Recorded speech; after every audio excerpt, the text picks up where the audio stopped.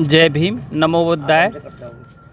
मैं Ashok Kumar YouTube channel में आप सभी दर्शकों का हार्दिक स्वागत करता हूं। मेरे साथ हैं समाज के कुछ प्रतिष्ठित बुद्धिजीवी महानुभाव,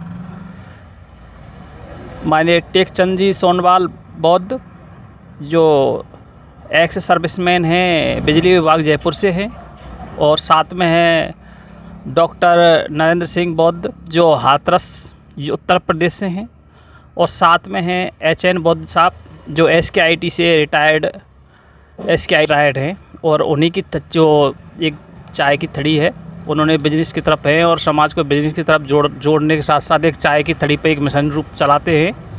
यहाँ पे हम सब लोग इकट्ठे हैं। आज साहब से कुछ बुद्धिज़्म के बारे में ही चर्चा करने के लिए बैठे हैं। साहब, सभी लोगों को लिए, सबसे पहले सभी महानुभावों को लिए मेरी तरफ से नमो बुद्धाय, जय भीम। जय भीम, नमो बुद्धाय। साहब, एक अधिकतर यही सोचने में आता है कि जितने भी अब तमाम संगठन चल रहे हैं, सभी मिशन की बात करते हैं, मूवमेंट की बात करते हैं, बुद्धिज़्म की बात करते हैं। तो मैं, आप समाज के बुद्धिजीवी हैं, आपका तजुर्बा अनुभव ज़्यादा है और नई पीढ़ी को आप एक प्रेरणा दे सकते हो। तो साहब, सबसे पहले तो आप हमारे महापुरुषों का आंदोलन के बारे में बताओगे कि महापुरुषों का आंदोलन हमारा कैसा है और उसको किस तरह से चलाना चाहिए। मैं सबसे पहले डॉक्टर नरेंद्र सिंह बौद्ध जी से क्वेश्चन करता हूँ। साहब, आप ही बताइए कैसे अपने महापुरुषों का आंदोलन किस प्रकार से गति दी जाए इसको। सबसे पहले तो हमें जो है अहंकार जो है और अपना पूंजीपतिवाद ये त्याग करके समाज को एक करना और समानता के बराबर में लाना चाहिए। उसके बाद में हम उसको बढ़ा सकते हैं। अपना निस्वार्थ छोड़ें, ये चीज़ें बहुत ज़रूरी है, क्योंकि जो आदमी पढ़ लिख करके, डॉक्टर भीमराव अंबेडकर साहब ने भी कहा था कि मुझे पढ़े लिखों ने धोखा दिया है। हम किसी उच्च पद पर पहुंच जाते हैं तो हम निम्न पद वाले को भूल जाते हैं। तो इसको, अहंकार को हमें त्यागना चाहिए और अपना। एनएच बुद्ध साहब, आप बताइए कि अपन महापुरुषों के जो आंदोलन है, मिशन मूवमेंट को इसे किस प्रकार से अपन गति दे सकते हैं समाज के आज के अनुसार। बाबा साहब ने और दुनिया के बड़े साहित्यकारों ने, विद्वानों ने कहा है कि जो मनुष्य अपने समाज का, अपनी जाति का इतिहास नहीं जानता, वो इंसान न इतिहास बना सकता है, न समाज में बदलाव ला सकता है। इसलिए मेरा मानना है कि सबसे पहले हमारे समाज का, जाति का इतिहास को जानना ज़रूरी है। और जाति के इतिहास को जानना, समाज के इतिहास को जानना, हमारे महापुरुषों को पढ़ना, उनके साहित्यों को पढ़ना। और अगर हम महापुरुषों के साहित्यों को पढ़ेंगे, हमारे बहुजन समाज में जन्मे बड़े महापुरुषों को पढ़ेंगे, तो हमें प्रेरणा मिलेगी और हम आगे बढ़ेंगे। अभी मेरे साथ टेकचंद साहब हैं। मैं इनसे पूछूंगा कि साहब, अपने महापुरुषों का मिशन अपन समाज में किस तरह फैलाएं। सबसे पहले तो आपको बहुत बहुत धन्यवाद, आपके यूट्यूब चैनल को। हमने जो विचारधारा हमारे श्रवण संस्कृति के महापुरुषों की है, उस विचारधारा को मेरा मानना है कि ज़्यादातर हम उसको समझ ही नहीं पाए कि उनका हमारे लिए क्या योगदान था और किस तरह का था, और उसको हम कारवां को कैसे लेके जाएंगे आगे। इसमें मैं एक बात ये बताना चाहता हूँ कि हर किसी का काम को करने का कुछ सिस्टम होता है, कुछ तरीका होता है, उसके लिए क्या हमारी भूमिका होगी, इस सिस्टम को हम फॉलो नहीं करते हैं। और मुझे तो बहुत बड़ा गर्व है इस बात पर कि नागपुर से धीमान विजय मानकर सर, जो बुद्धिज़्म अम्बेडकरिज्म के प्रखर वक्ता हैं, नॉलेज है उनको, उन्होंने 25 साल अध्ययन किया और उनके सानिध्य में आने का मुझे सौभाग्य मिला। और उन्होंने हमको फाउंडेशन कोर्स करवाया और सिखाया, पढ़ाया, समझाया कि किस तरह से, और ये बताया कि ये प्रॉब्लम वाली बात आती है, यहाँ सॉल्यूशन की बात उन्होंने बताई।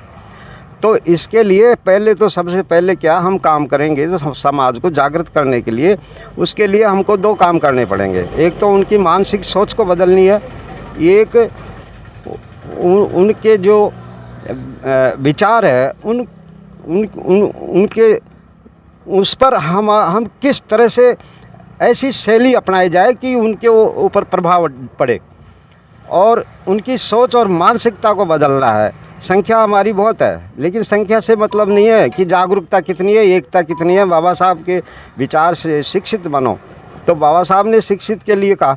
तो हम लोग क्या है कि हम सही और गलत का निर्णय करना ही नहीं जानते, और एक साधारण काम है वो भी नहीं करते। हम ब्राह्मणों को कोसते हैं, हम ब्राह्मणों के यह करेंगे, वो ऐसा करते हैं, वैसा करते हैं, वो उनका काम करते हैं। मैं इसमें मेरा मानना ये है कि हमको हमें ही तैयार होना है, और हमारा समाज को तैयार करने के लिए, हमको विचारधारा से जोड़ने के लिए, उसको आगे ले जाने के लिए, एकता और जागृति के सूत्र में बांधने करने के लिए हमको खुद को ही तैयार होना पड़ेगा। उसके लिए हमको नैतिकता, ईमानदारी और समर्पित भाव से, निस्वार्थ भाव से हम काम करें, तो मेरा मानना है, मैं ये बड़े गर्व से कह सकता हूँ कि इसका प्रभाव समाज पे पड़ेगा।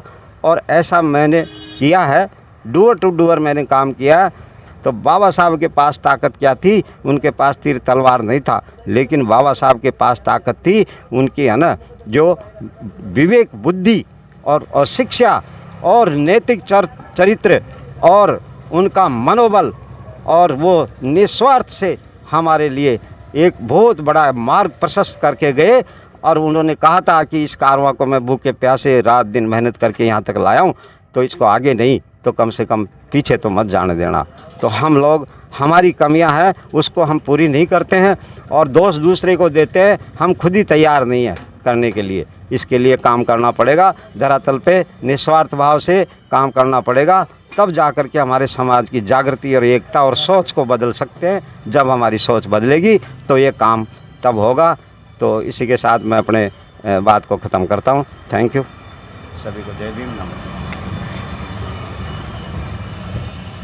एच.एन. बुद्ध साहब, मैं ये कि हम लोग सभी बुद्धिज़्म की बात करते हैं और बुद्धिज़्म कर कहते हैं कि बुद्ध बनो, बुद्ध बनो। क्या हकीकत में बुद्ध बनाए जा सकते हैं? किसी को क्या अपन ज़बरदस्ती किसी को बुद्ध बना सकते हैं? या बुद्धिज़्म के प्रसार के लिए अपन को ऐसा कौन सा मार्ग अपनाना चाहिए जिसकी वजह से समाज में एक बुद्धिज़्म का स्थापना अपन कर सकें, या अपन समाज में बुद्ध को बुद्धिज़्म की तरफ मोड़ सकें? आपका प्रश्न बहुत अच्छा है, उत्तम प्रश्न है। आपने कहा है कि बुद्धिज़्म को कैसे बढ़ाया जाए और बुद्धिस्ट कैसे बनाए जाएं। मेरा मानना है कि बुद्धिज़्म को बढ़ाना और बुद्धिस्ट बनाना ये मायने नहीं रखता है। इस देश में, भारतवर्ष में, बुद्धिज़्म को बढ़ाने से पहले हमको अम्बेडकर राइट बनना होगा। अम्बेडकरिज्म को फॉलो करना पड़ेगा और अम्बेडकर राइट बनना पड़ेगा। हम बाबा साहब को पढ़ेंगे, बाबा साहब की विचारधारा को पढ़ेंगे, अम्बेडकर राइट जो बाबा साहब की आइडियोलॉजी है उसको पढ़ेंगे, तो उसमें बुद्धिज़्म अपने आप आ जाएगा। अगर हम बुद्धिज़्म को पढ़ेंगे तो बाबा साहब नहीं आएंगे। बुद्धिज़्म को पढ़ेंगे कहीं से भी उठा करके, हीनयान, महायान या तंत्रयान में, तो बाबा